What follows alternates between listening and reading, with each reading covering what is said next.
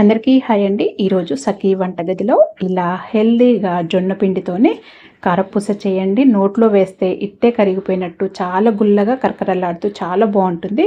ఇంట్లో అందరు ఇష్టంగా తింటారు. బియ్యపిండి, శనగపిండి, పుట్నాల పప్పు, మినప్పప్పు అలాంటివి ఏమీ వాడకుండా ఒక్క జొన్న పిండితోనే చేసి చూపిస్తున్నాను. ఈ చిన్న చిన్న ట్రిక్స్ ఫాలో అవుతూ చేశారంటే ఎవరైనా ఈజీగా చేయగలుగుతారు. చాలా మంచిది కూడా. ఇంట్లో పిల్లల నుండి పెద్దల వరకు అందరు ఇష్టంగా తింటారండి. ఖచ్చితంగా ట్రై చేయండి. ఇక్కడ నేను ఒక పెద్ద బేసన్ తీసుకొని ఇక్కడ నేను ప్యాకెట్ పిండితోనే చూపిస్తున్నానండి. నేను ఒక అర కేజీ ప్యాకెట్ తీసుకున్నాను జొన్న పిండి. తీసుకొని ఎన్ని కప్పులు అవుతుందో మీకు కొలిసి చూపిస్తున్నాను. నాకు ఇది అర కేజీ జొన్న పిండి నాకు 5 కప్పులు అయింది. ఇలా ఇంట్లో ఉన్న ఒక కప్పు తీసుకున్నానండి, పెద్దది తీసుకొని మీకు కొలిచి చూపిస్తున్నాను. నాకు ఇక్కడ 5 కప్పుల పిండి అయిందండి. ఈ 5 కప్పుల పిండిని ఇలా వేసుకుంటూ ఒక్కొక్కటి ఇలా జల్లించుకోవాలి. ఈ పిండి ఖచ్చితంగా జల్లించుకోవాలండి. మనం ప్యాకెట్ పిండి కదా, మనం మామూలుగా మిల్లులో పట్టించినా కానీ జల్లించుకొని తీసుకుంటేనే మంచిదండి. ఎప్పుడు జొన్న పిండి అలాంటివి, ఎందుకంటే దాంట్లో పొట్టు అలాంటివి ఎక్కువగా ఉంటాయండి, పైన పొట్టు అలాంటిది. ఇలా జల్లించుకొని తీసి ఇలా మొత్తం జల్లించి పెట్టుకున్న తర్వాత ఇప్పుడు దీంట్లో ఒక 2.5 టీ స్పూన్ల ఉప్పు వేస్తున్నానండి. ఉప్పు కారం అనేది మీ రుచికి తగినంత వేసుకోవచ్చు. నాకైతే 2.5 టీ స్పూన్లు ఉప్పు అనేది కరెక్ట్గా సరిపోయింది, చాలా రుచిగా ఉంది. 3 టీ స్పూన్ల కారం పొడి వేస్తున్నాను. కారం పొడి మీ కారం పొడి ఎంత కారం ఉందనేది కూడా చూసుకొని వేసుకోవాలి.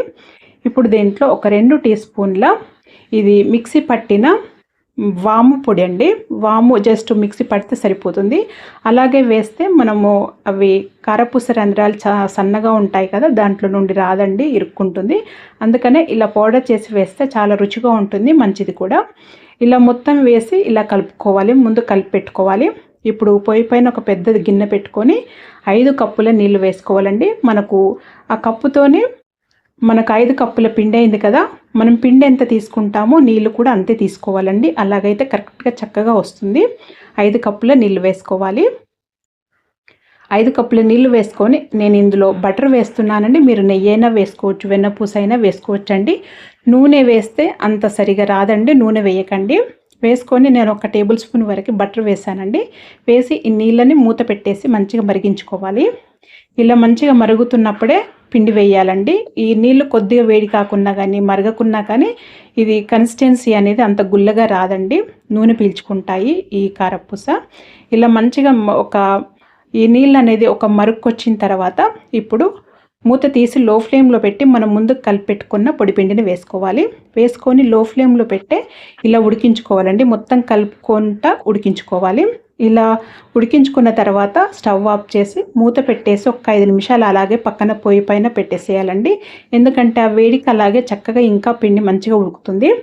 ఇప్పుడు నేను ఇక్కడ 2 కారపూస బిళ్ళలు తీసుకున్నానండి. మరీ సన్నది కాకుండా మీడియం సైజు తీసుకున్నాను. దాంతో చూపిస్తున్నాను.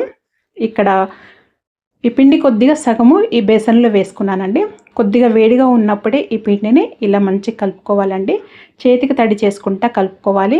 లేదా మీరు ఇది వేడిగా ఈ పిండిని కలపలేము అనుకుంటే ఇలా ఒకటి పెద్దది గ్లాస్ అయినా కానీ లేదా తపాల లాంటిది ఉంటుంది కదా, దాంతోనైనా కానీ చక్కగా ఇలా మెదపాలండి. ఈ పిండిని ఇలా మెదిపితేనే మనకు గుల్లగా వస్తాయి, చాలా బాగా వస్తాయండి. అస్సలు నూనె పీల్చుకోవు, చాలా బాగుంటాయి క్రిస్పీగా. ఈ విధంగా కొద్దిగా వేడిగా ఉన్నప్పుడే పిండి కలుపుకోవటం మెయిన్ అండి.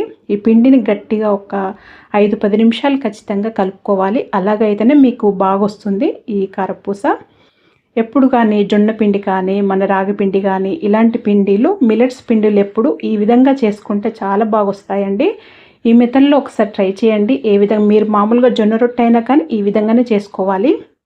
ఈ విధంగానే కలుపుకోవాలండి. కన్సిస్టెన్సీ చూడండి, ఈ విధంగా ఉండాలి. మన గోధుమ పిండి కంటే ఆ కన్సిస్టెన్సీ కంటే ఇంకా సాఫ్ట్గా వస్తుంది. ఆ విధంగా కలుపుకోవాలండి. నేను సగం కలిపి ఇంకా సగం కూడా వేసి ఈ పిండిని కూడా కలిపేస్తున్నానండి. మంచిగా ఈ మెయిన్గా ఈ పిండి కలుపుకోవటంలోనే ఉంటుందండి. మంచిగా కలుపుకోవాలి. గట్టిగా ప్రెస్ చేస్తూ చేతికి తడి చేసుకుంటూ కలుపుకోవాలి. ఇలా కలుపుకోవటమే మెయిన్ అండి. ఇలా అంతా మొత్తము ఈ పిండిని గట్టిగా కలుపుకున్న తర్వాత అంతా ఒకే దగ్గర కలిపి ఇలా పెడుతున్నాను చూడండి. ఈ పిండి కన్సిస్టెన్సీ అనేది మరీ గట్టిగా ఉండొద్దండి. జొన్న రొట్టెలకైతేనేమో కొద్దిగా గట్టిగా ఉంటే సరిపోతుంది. ఇది కారపూస కాబట్టి మనము మురుకుల గొట్టం నుండి ఈజీగా రావాలి కదా, అందుకని కొద్దిగా సాఫ్ట్గా కలుపుకోవాలండి. ఇలా కలుపుకున్న తర్వాత ఈ మురుకుల గొట్టంలో ఎంతైతే పడుతుందో అంత పెట్టుకోవాలి. మొత్తం పెట్టకుండా కొద్దిగా వెల్తిగా పెట్టాలండి. పెట్టుకొని అంతవరకు పొయ్యి పైన నూనె బాగా వేడి చేసుకోవాలి. ఇది నూనె బాగా వేడి కాకున్నా కానీ ఈ నూనె అనేది పీల్చేస్తాయండి ఈ కారపూస. అందుకనే మంచిగా వేడైన తర్వాతనే స్టవ్ లో ఫ్లేమ్లో పెట్టి ఈ కారపూస ఒత్తాలి. మొత్తం ఈ ప్యాన్కి మొత్తం ఇలా మంచిగా కారపూస ఒత్తండి. చాలా చక్కగా వస్తుంది. విరిగిపోవటము అలా ఏమీ ఉండదండి. నూనె పీల్చుకోవటం అలా ఏమీ ఉండదు. నూనె మాత్రం మంచిగా వేడైన తర్వాతనే ఈ కారపూస ఒత్తి మంచిగా మీడియం ఫ్లేమ్లో కాల్చుకోండి. తర్వాత మనము ఈ కారపూస ఒత్తిన తర్వాత మీడియం టు హై ఫ్లేమ్లో కాల్చుకోవచ్చండి, ఏమీ కాదు. లో ఫ్లేమ్లో మాత్రం కాల్చొద్దు. అలాగైతే చక్కగా కాలుతుంది, క్రిస్పీగా చాలా బాగా వస్తాయండి. చూడండి ఎంత చక్కగా వచ్చాయో. మళ్ళీ సెకండ్ టైం కూడా మొత్తం పిండి అయిపోయే వరకు కూడా ఇలాగే ఒత్తి మంచిగా కాల్చుకోవాలండి. ఆ పిండి అనేది మనము ఒకేసారి కలిపెట్టుకున్నాం కదా, పైన కొద్దిగా తడి క్లాత్ ఏదైనా కప్పి పెట్టి తడి ఆరనివ్వకుండా చూసుకోవాలి మొత్తం అయిపోయే వరకు కూడా. ప్రతిసారి కూడా మనం ఈ మురుకుల గొట్టంలో పెట్టుకునేటప్పుడు పిండి కొద్దిగా మళ్ళీ ఒక్కసారి చేతికి తడి చేసుకుంటూ ఆ పిండిని కొద్దిగా కలుపుకుంటూ ఈ మురుకుల గొట్టంలో పెట్టి ఇలా కారపూస ఒత్తేసేయటమేనండి. చాలా బాగా వస్తుంది. ఇది కారపూస ఒత్తిన వెంటనే కదపొద్దండి. ఇది కారపూస ఒత్తిన వెంటనే ఇలా బబుల్స్ లాగా వస్తుంది కదా, నురగలులాగా. ఆ నురగలు మొత్తం తగ్గిన తర్వాత ఇంకొక వైపు టర్న్ చేయాలి. అలాగైతే మంచిగా ఫ్రై అయినట్టండి. ఇంకొక వైపు టర్న్ చేసి మొత్తం ఆ నురగలు అనేది తగ్గిన తర్వాత తెలుస్తుందండి. మనము పట్కర్ కానీ స్ట్రైనర్ కానీ పట్టుకొని చూస్తే ఇలా క్రిస్పీగా తెలుస్తుంది. అప్పుడు తీసి పక్కకు పెట్టేసుకోవటమేనండి. ఇది మొత్తము కారపూస అయిన తర్వాత తీసి మొత్తం చల్లారిన తర్వాత డబ్బాలో స్టోర్ చేసి పెట్టుకోవాలండి.